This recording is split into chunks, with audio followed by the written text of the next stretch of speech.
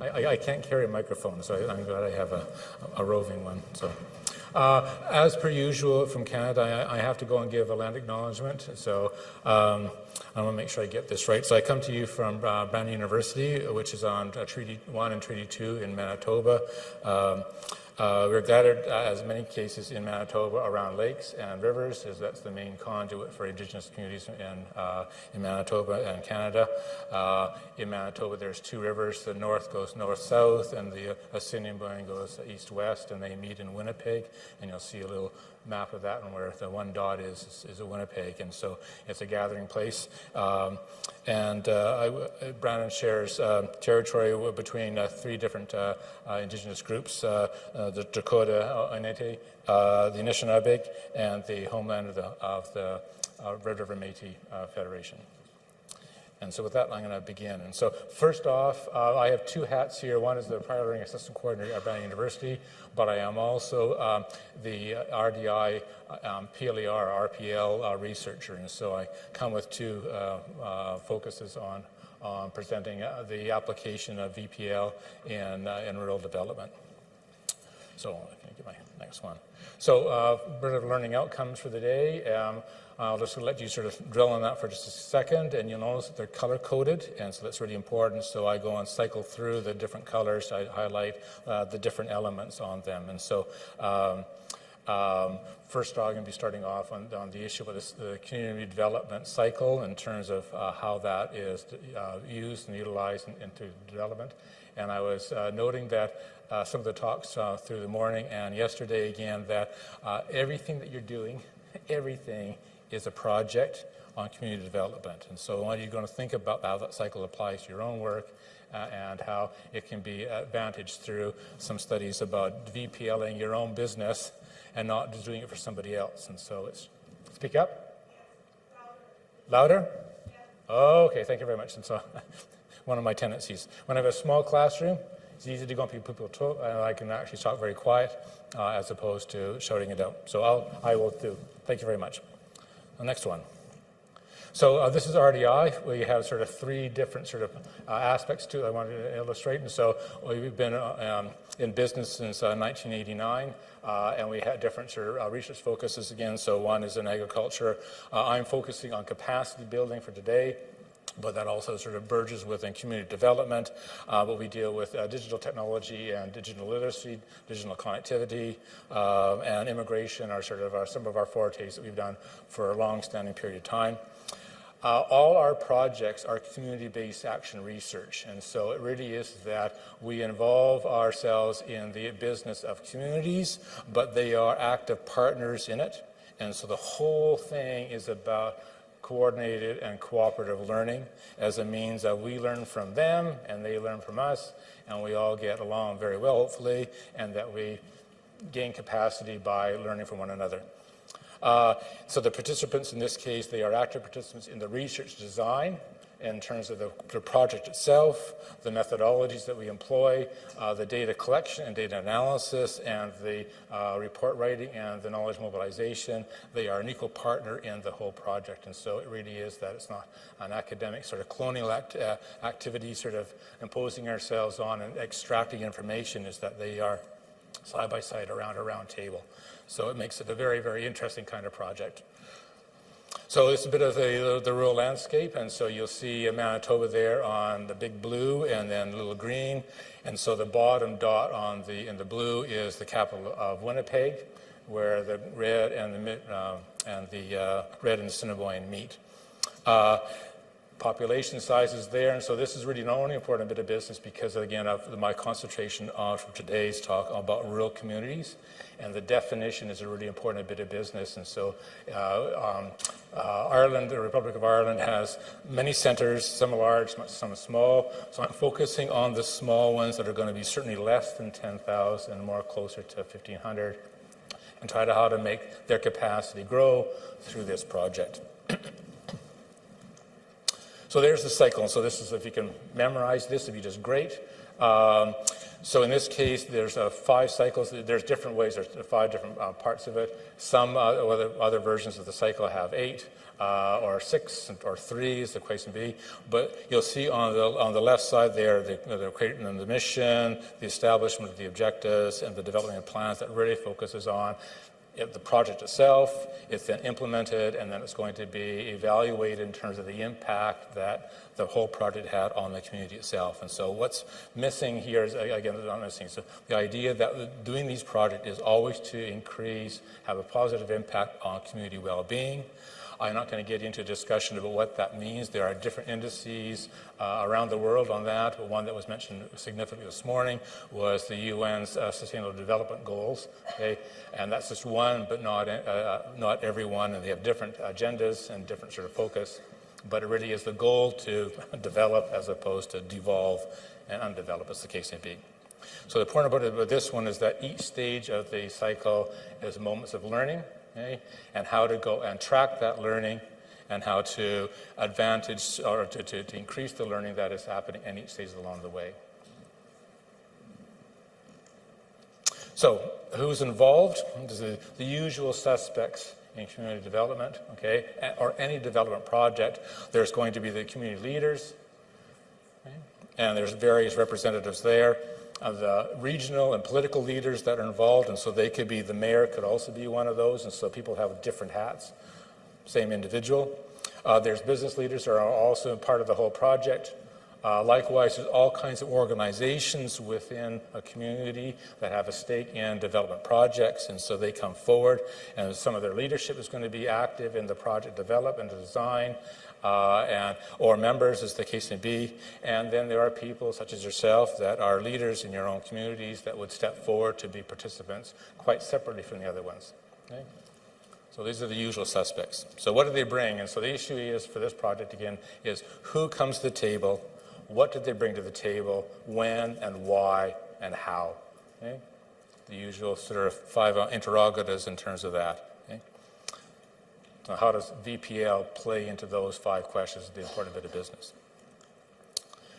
So the development project, so we did this presentation has 3 different phases. I'm going to just talk about some of the findings we've had to date.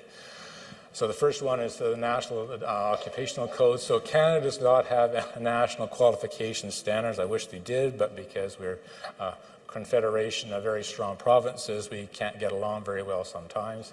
So, but there's the national one, serves as a baseline for what those occupations are. And so some of the occupations that we had deal with the roles that are on the previous slide, and they have a profile about what their responsibilities are, which in turn leads to a series of competencies they would have to be able to go and do certain kinds of things. And the last column would be dealing with educational requirements. And so it gives you a baseline about who has what coming to the table on this one, the skills level.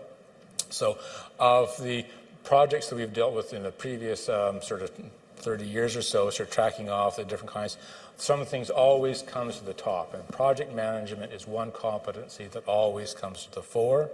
Question is, do they have training in project management? That's the problem. Okay?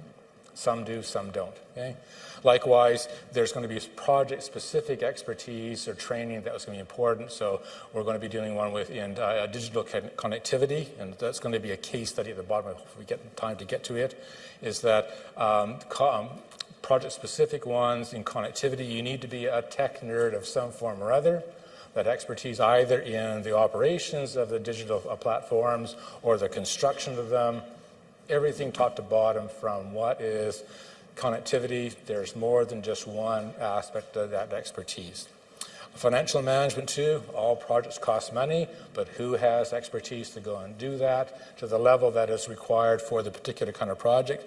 Some projects don't cost very much money at all. Some are multi-million euros. I mean, so, and you need to have some cachet in dealing with the cash on the table to making sure it goes through. And the money flows all the way around the cycle. It's not just simply digging in the ground. It's from the start to the end and carrying on as well. Effective communication and leadership are just some of the examples too that are all important pieces. Some of these are transferable skills from other occupations, but sometimes you need specific skills specifically to the particular kind of project.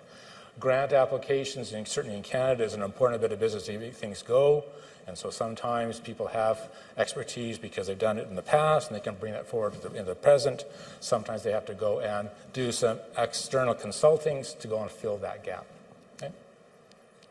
So the part of the issue about the scan here is that most small rural communities, certainly in Canada and elsewhere, not sure in Ireland and Europe and elsewhere, that many of these positions and roles do not actually have the training that you would expect them to have. Okay? And that puts them at a significant disadvantage. Nonetheless, they can still have a completion of these projects. And through that, they're able to go and gain skills that they would otherwise not have before. Okay? Many of the trainings in rural development in Canada, I'm not sure about Europe and sort of in the States, is that there's going to be one-year programs, two-year programs, and four-year degrees, and sometimes master's level degrees. Okay? And because you have that laddering of possibilities, they're going to go and cost you a whole lot of money, and you have to go elsewhere from your own communities. And so many people who are rural and local stay there, and they don't want to go and exercise that prerogative, and so they happen to do project work with what they have. It makes it very, very challenging to do so. Of all the ones that sort of, another point that came up this morning, again, as data and information about your community and the world at large, the last one is the most challenging because it really does take expertise, but it's vitally important because to go and do rural development, you have to know your community and region. Okay? And sometimes local folks know it better than some researcher from a big university across the next province.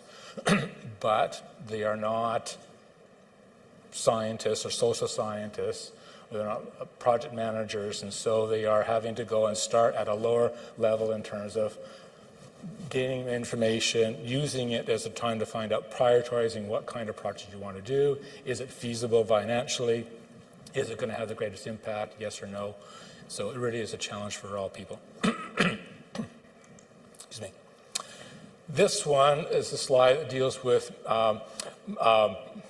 project management maturity levels. And so I'm borrowing this to indicate that some institutions, organizations actually fall into this pattern about whether you're on the bottom rung and just getting going in terms of your business and community organizations, okay, or whether you're more established and have gained maturity through your experience, okay. But on these models, again, have been actually developed for other industries, other sectors, but we're adapting it for rural development because it highlights and reflects exactly what goes on in the experience of the individuals using out or engaged in community development projects.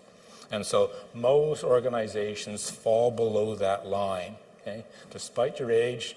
And I know that my institution, Brandon University, sometimes falls into number one, but I do know that it's not in level 3.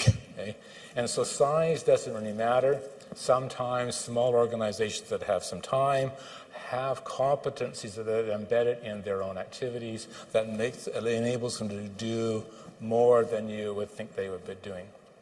But go down to the bottom then. Initial ones typically, or sort of rural development projects, typically rely on volunteers. And volunteers, in many cases, are putting on a separate hat for the project, but have other responsibilities in the communities and also have no training. And so it makes it a real challenge to go through. But in going through the cycle, you're able to go and track the learning that happens as you go through. Each stage can provide an opportunity to evaluate the progress around the cycle. You can also use the reflective assessment process of VPL as a means of identifying gaps and to try to find out through the process of the project and how it progresses is that you can track the learning that is attained not by individuals but collectively by the decision makers that are more commonly going to be social and cooperative and collaborative. And so no one is in control of the decisions. It is a collective issue. So it's not just the individual that learns, but also the organizations and the community at large. And that was a point of emphasis on Ted's presentation yesterday about community is really a place where it happens. It's not inside my head, or your head. It's the space between people is where it really happens, and it's recognizing that as a capacity building tool is really important because it's my decision, it's not yours. And so we take ownership of it. But in this case, in rural development, the ownership is actually a collective one, not an individualist one. So the point of this still is that this talk is not about, it's talking about validating the learning, but it's not about credentializing it, unless it's necessary. So can you learn without having to go to school again is a more important business when money's tight, responsibilities are of great importance, you're volunteering, but you still want to go and get the project done. Everything?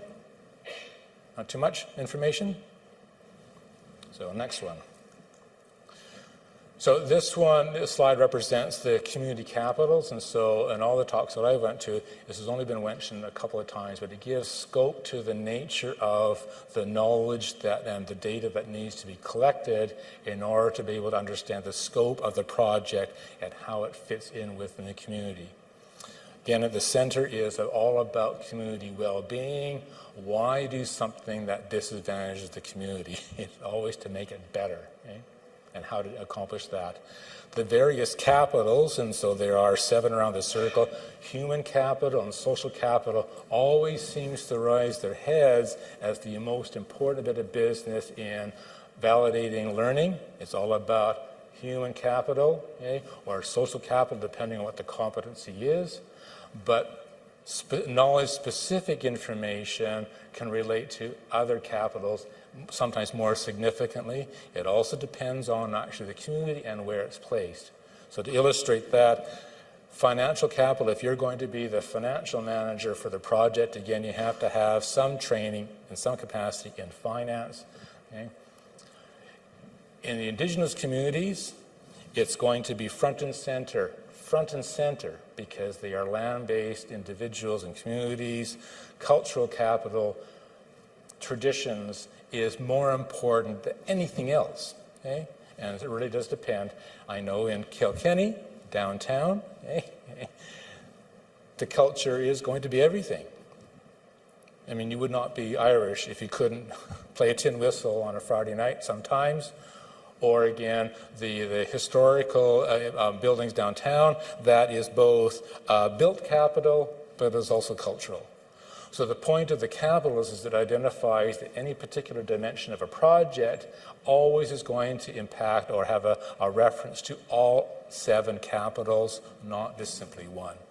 And depending on the project itself, some are going to come really important to develop a new series of walking paths around the town itself, would have a big impact on infrastructure. It may be really good for human capital in terms of human health and well-being. Healthy citizenry is a good thing. It could be a social one by virtue of the collective sort of the groups that go and walk together for some Sunday stroll. The question is that on the capitalist framework, projects and individuals coming to the table with the skills that you'd want always come with an agenda, always. And that's part of the negotiations on community development, to try to find out you cannot do everything. It depends on what your capacity is and what knowledge and skills you have to leverage the opportunities going forward. So another, in the green, there's an important bit of business. There's some talk this morning too about capitals. Again, just access is not good enough. You need access to connectivity, digital, but it's not just access. There is a line that goes through. It's not just simply a satellite feed. It's actually being able to have the skills to actually use it. Digital only means something if you have digital literacy as well. Okay? But it's not just that you have those skills that but you also actually have to apply those skills to some effect in the project itself. Likewise, you also have to go and assess the impacts of that intervention on the project as well. And so the point of all this is that it's very, very easy to go and get sidetracked on a particular agenda. The only thing that we're concerned about in our town to make sure that it's going to survive and go is jobs. And everything else does not matter. But when you go off to the financial side, you lose sight of your heritage and you get lost down that rabbit hole. Money means everything. Money is certainly important, but well-being is not only a financial aspect. There's other elements in many communities that are more important than that. So it's a negotiated issue as opposed to a dictated one by some spokesperson from a particular perspective on the business community. Very interesting community development, but if the business agenda fixes the game, then you're always going to be dealing with money, and money is the only thing that matters. Okay? So that's certainly not the case in the Indigenous communities up north. Culture and land, the environment, the natural is more important significantly than the money itself. Okay? Even though they have a stake actually in the financial well-being of their own communities, it would really sidetrack on who they are as a people if it's only, again, what can be mined out of the ground. And the ground does not matter. They would not be Indigenous communities if that was the case. 5? Perfect then. So to go and get a sense of the illustration is this, to walk the talk, okay, our RDI has been going through an RPL process itself to try to find what is our capacity to advantage rural communities to do their stuff. And so we have been doing through a long series of research projects going back to the 2000s anyway. Of all the research projects that we've done since 2000, what have we gained through that research over that 25 or 24 years? Okay? And we found that we've had significant gaps in our own capacity. One is digital, so we're trying to go and fix that little hole. We're very, very strong in immigration and community development and sustainability. But other areas that we would like to go in, we need to go back and learn again in order to go forward with those new agendas. It's also identified that we're developing digital badges to highlight that RPL for our organizations, all organizations, not just RDI, but anybody who's involved in an organization as well. That professional development is a key important point, that you are always a rolling learner as you're moving through each day, each month, and each year. And so we're giving our students opportunities to go and do professional training that they have designed for themselves. I want to go and do this. As soon as you fulfill the obligation of that training, then you'll be awarded a badge. We're going to be scaling those things up. Excuse me. We're also developing micro-credentials, or intending on developing micro-credentials for rural communities that are going to be tailor-made and locally based training, as opposed to a one Band-Aid approach that all training is going to be able to go and fix the problems in all rural communities, because all rural communities are unique. And you have to go and trust that they'll be more capable of addressing those learning needs by having them addressed to their own capacity and their own needs going forward. The last one is the issue about the connectivity project that we're going through. Well, we have had an initial consultation with the project team, and they're going to be dealing with some podcasts, and those are going to be used as the data collections on the capacity building of the communities that are engaging in developing connectivity projects in their own communities. I found in the initial consultation that instead of having one team on the cycle, there's going to be multiple ones, and that people are going to be coming and going in terms of the project, which means having the continuity from start to end and evaluating the impacts over time and going on to the next project again, that multiple people are going to be coming and going. And sometimes you really do need to go externally and have an external consultant, because there's no capacity with either the community or the region. That's just the nature of reality. but it's an important bit of reality that has to sink in if you want to advantage yourself. And that the last point again is the identification of the roles and the capacities. Capacities and competencies are multi-leveled. Okay? And so instead of actually having competencies that you're only to be at an expert level, okay, that's not the case. That when looking at competencies at a rural development case, it really is that you're going to be sometimes at basic level, sometimes that you're at sort of at a medium level, and getting more capable as you go up the line through experience. And so it's tracking off what that learning is and the capabilities at those various levels to tailor and make the training that fits their needs as opposed to having it imposed on them. I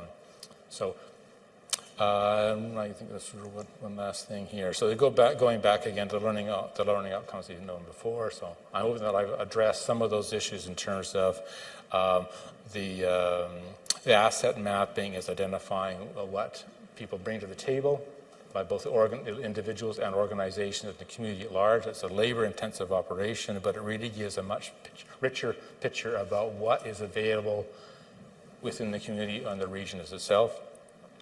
And so the projects, again, the projects are sometimes stopped, are not successful, but yet they can be a learning opportunity to go on. If the next one's going on, you're not doing the same thing over again. So the point of all this is that small bits and small changes can have an inordinate effect. Okay? You don't need a paradigm shift or throw everything out. Everything's all wrong. It's taking stock of the strengths that you do have in order to make use of them in the best way possible. And so in this case, there's an open invitation. I have a QR code here. If you're interested in VPL in a case of community development, I encourage you to go and take a picture of the QR. That will drive you to the project overview that's there. And I'm hoping that I will be receiving a call from as many of you are emailing me. It would be just fantastic. So with that, I will stop. Questions? Are you on LinkedIn? I am on LinkedIn, yep. I will go and adjust it. I will make it more transparent in this case. So really, I'm hoping that the notion about asset mapping, the tracking of the learning is really the be and end all of this, and the reflective capacity is that from the community's own perspective as opposed to me validating what they know. It comes from them as a means of taking ownership on their own score as opposed to me telling you what you know. Okay? Labor intensive in many cases, but it also tracks from the future.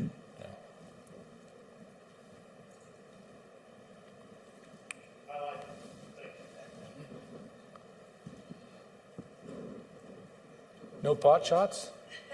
No crack jokes? Okay. It's completely comprehensive, Gary, and yeah.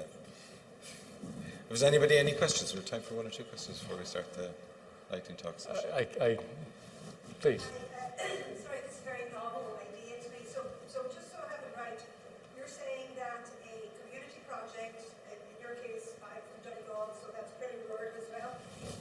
So a rural community project can work together as a team to achieve an aim in their community, but at the same time that can be documented through a college or organization of rigor learning to accredit the prior learning that's achieved. So this is not about accreditation at all. No, but, sorry, validation. Yes. And so it would be through a college, though, that would have to do that? No. So who would be the assessor then in that case? Because of the community-based project, it is not really me or rural development actually validating sort of what they're doing. That through the project and the community-based learning, again, it's both. Okay, they're validating themselves, as opposed to the validations being done by some external body. So that's the point again about the decolonizing that Susan was mentioning this morning, is that it's not actually external assessors, okay? It's an internal assessment. So they can actually reflect, okay, what am I doing today? Did I do a good job of it? What did I learn in the process? I made a mistake. How can I learn from the mistake? But I wonder if you take that a step further and say, at the Ireland situation, I assume, you probably know, there's partnerships. So we have partnerships in every county, or we have the ETBs in each county. So is that, and they are involved in community development, community education. So is that something, I don't know, has it been done in Ireland at all? No. So, let me kind of jump in on this a little bit too. What I'm looking at is, I've worked with my Chamber of Commerce, that's a business entity, that can create this kind of badging. And this is not where you're going, but it's where I'm going, okay? And they can create that badging for the communities that do projects, but then if you turn around and take it to higher ed, you say, this is a badging system that has been created just as in any industry, because this is really business focused. And then we validate the credit card. That's what I think. Is that what you see, Paul? Yeah, no, I'm just, there's a lot of things going through my head, but yeah, I could see exactly what you're saying there, Chamber of Commerce and the reason behind it, or I could see the Chamber of Commerce partnering with voluntary community groups and with the local colleges or ETVs, and yeah, it's a very novel idea. Yeah, that feels very good. Workforce boards, too. Workforce boards is really good. Workforce. So in the U.S., we have workforce boards where they're in a region and they try to help businesses improve. Well, that's kind of learning that workforce. Okay, great. Yeah. Very good. So it is, again, the projects, the success of the projects can actually market their own community. And so whether or not there's a badge there, but you'll see in some cases, again, the home of blah, blah, blah, and you can, but in behind the badge, if you want to do it that way, and there's no problem with that. I have no problem with that at all. But actually behind the badge, you're going to see again the learning that was achieved through the achievement of that particular project. And so the community becomes more aware of their own strengths, and they're going to go and say, this is me now. Okay? I'm not what I was in the past. This is what I am now. I'm going to use that to do the next project, and my hand's going to go up higher. Yeah. I think we've had some discussions around open badges as well. And this is a way that a community can self-validate. Yes. Just not one person. The community can self-validate and say, this is our knowledge. And this is a visualization of it. And we can use open badges or whatever to empower our journey in however we want to do it. We want to go to an institution, education institution, or to a chamber of commerce, but it belongs to the community and it's their knowledge that they've built. So as it means, I'm not sure about it's not necessarily only economic, but depending on the community itself and where it's located and their own interests, again, they're going to quote market themselves in a different kind of way. So some communities may want to engage in community developments entirely from a tourism perspective, and that this is the place to go, and we really know about tourism and our projects focus on that, and we can go and actually showcase our capacity to go and do with tourism, that tourism industry. Whether or not, again, it's for more jobs in that tourism industry is maybe beside the point. There's a back at the back, and then I'll come back here. Yes? And how we establish our achievement transfer to academic or university program is related to academic aspect or just the community achievement? So right now we have no, because this is, again, the self-validation within the community is the more important business than actually having the community come forward or individuals or organizations coming forward. I was involved in this project, give me some credit for it, okay? That's not the piece of it all. It really is, again, about the community itself and it's the increase of its well-being, and that you don't need to have it validated by some other university or some other organization. Yeah, that is an internal perspective to the community itself or the region itself. Okay? By coincidence or by luck, those skills that individuals might gain through that whole project. They might individually go to an institution, but I've never seen an institution give credit to a community or organization. That would be novel. That would be very novel. Okay, we're nearly time to move on. One last question here is the front, so we... So thank you. No, it's a wonderful idea. My question's got two parts. What happens when resources and infrastructure are missing? That's the one part. And how does one motivate the community to do this? So on level one, on the maturity model, there is always going to be champions. Every one of you is a champion of the VPL again. So in many cases, many rural communities are thrive because of those champions. Okay? Question is that instead of having one or two, this kind of system might enable more champions, and so you can share the load as opposed to it always coming to fall on your shoulders and they're going to say, I've had enough, I'm walking away. Okay? But because it's the community taking ownership and your participation in it, I think in many cases there's not going to be, it's going to be both an intrinsic and an extrinsic and intrinsic kind of validation of, again, your participation, that you feel damn good about what you were able to go and do. A few numbers can have a huge, huge impact, and you not have to be paid for it extrinsically. It's just getting a good pat on your shoulders, and other communities, other regions are going to say, very good, very well done. I'm going to come back to Kilkenny over and over and over again. Yeah. But what if the resources, Oh, the infrastructure is missing? So there's... What if you don't have electricity, you don't have water? Southern Africa, sometimes you don't have connectivity, you don't have water. So that depends on, again, on what resources, what capitals can you bring to bear regardless of those ones to do it anyway. You're going to have to lean on other capitals to make up for the deficit on infrastructure and the environment, as the case would be. Okay. Well, thanks for that, Gary. Thanks to everybody for all the fascinating questions. I think it's great to see everybody so involved. So thanks to Gary for his input Thank you today. very much.